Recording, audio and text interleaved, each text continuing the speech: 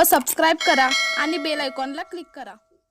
बहिरेश्वर तालुका करवीर येथे प्राचीन श्रीकृष्ण यात्रा उत्साहात संपन्न।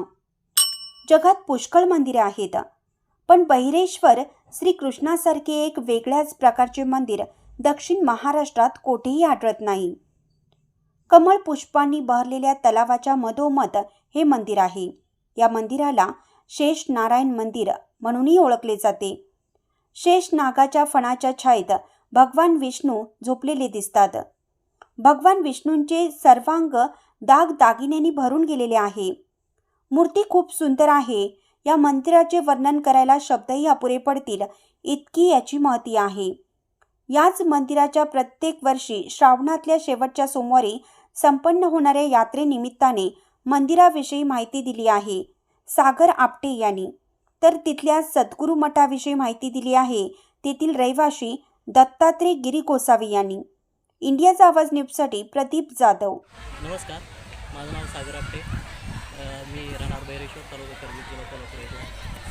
आज आपण श्रावण सोमवार शेवटचा आहे आणि बहिरेश्वर या गावचे जे शेषशाही विष्णू मंदिर आहे ज्याची यात्रा आज भरलेली आहे, त्या यात्रेचा आज आपण त्या मंदिराविषयी जाणून घेणार आहे। ते मंदिर किती प्राचीन आहे, त्याचे उभारणी कोणी केली याविषयी आता आपण पाहणार आहोत।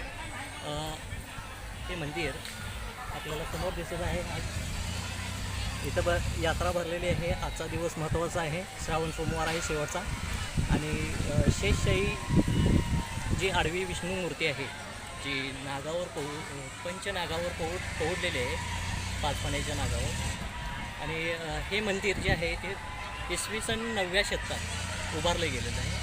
हे याची उभारणी जी केलेली आहे या मंदिराची ती शिलाहार वंशी जे राजे आहेत त्या राजाने उभा केलेली आहे। आणि हे मंदिर तलावात आहे। शक्यतो मेन महत्त्वाची गोष्ट म्हणजे तलावाच्या मध्यभागी हे मंदिर उभारलेले आहे।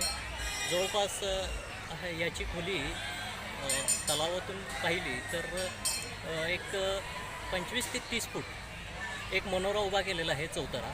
आणि त्याच्यावरती मध्यभागी तलाव।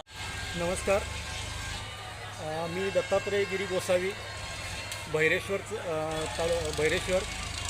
राहणार, तालुका करवीर, जिल्हा कोल्हापूर। आज या बहिरेश्वर गावामध्ये आमच्या श्रीकृष्ण देवाची यात्रा आहे आणि योगायोगानं हे चॅनलवाले आमचे मित्र आमच्या मठाच्या दर्शनासाठी आले। या बहिरेश्वर गावामध्ये 1956च्या अगोदरचा दशनाम गोसावी समाजाचा एक मठ आहे। आता तुम्ही बघताय हा गिरी गोसावी परंपरा, दशनाम गोसावी।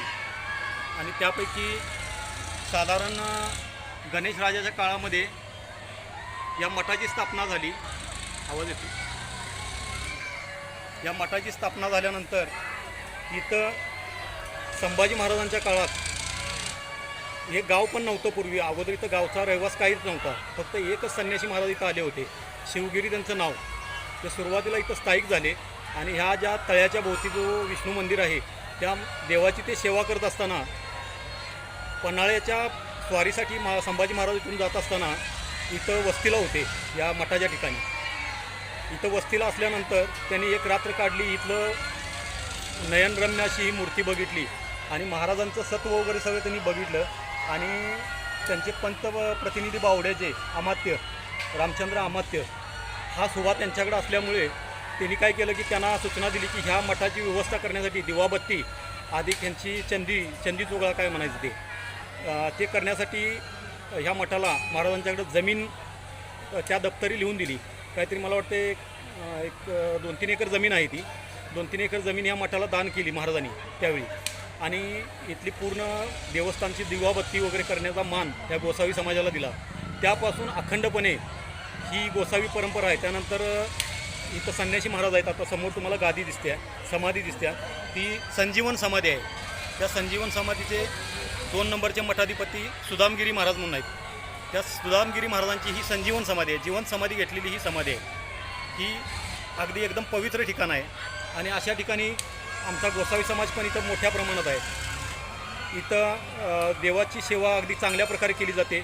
सकाळी संध्याकाळी दिवाबत्ती, आरती, ह्या विष्णू मंदिराची पूजा पाठ हे सर्व गोसावी समाज अगदी आवडीनं आणि नित्यनियमानं करत असतो.